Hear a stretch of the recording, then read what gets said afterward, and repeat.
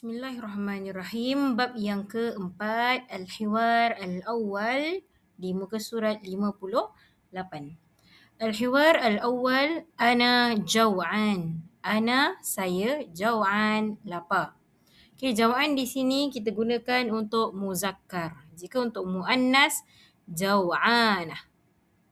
Okey, di Al-Hiwar Al-Awwal ialah perbualan di antara tiga kawan, Ibrahim, Yusuf dan Amirah. Mari kita tengok Ibrahim. Ana jaw'an. Hayya natanawal al-ghada. Ana jaw'an. Ana, saya jaw'an, lapar. Hayya, marilah. Jom.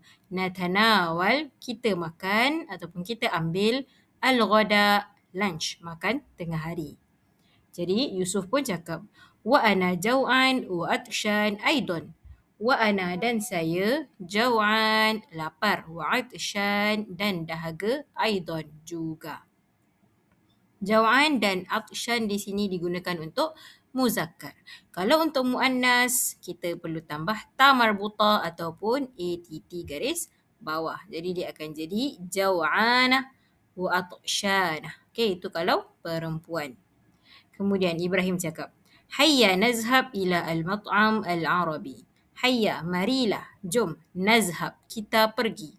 Ila, ke, al-mat'am, restoran al-arabi, Arab. Okay, Yusuf pun kata, Jamil, kaifa at-ta'am hunaka? Jamil, nice, cantik. Kaifa, bagaimanakah? At-ta'am, makanan, hunaka, di sana. Lepas tu Ibrahim pun cakap, At-ta'am laziz jiddan. At-ta'am, makanan, laziz, sedap, jiddan, sangat. Okay, makanan sangat sedap.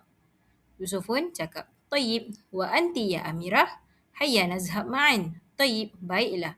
Wa anti, dan kamu ya Amirah, wahai Amirah, hayya, marilah, jom, nazhab, kita pergi, ma'an, bersama-sama.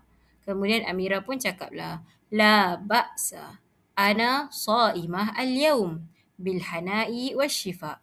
La ba's, tidak mengapa, tak apa. Ana sa'imah al-yawm, ana, saya, sa'imah, berpuasa.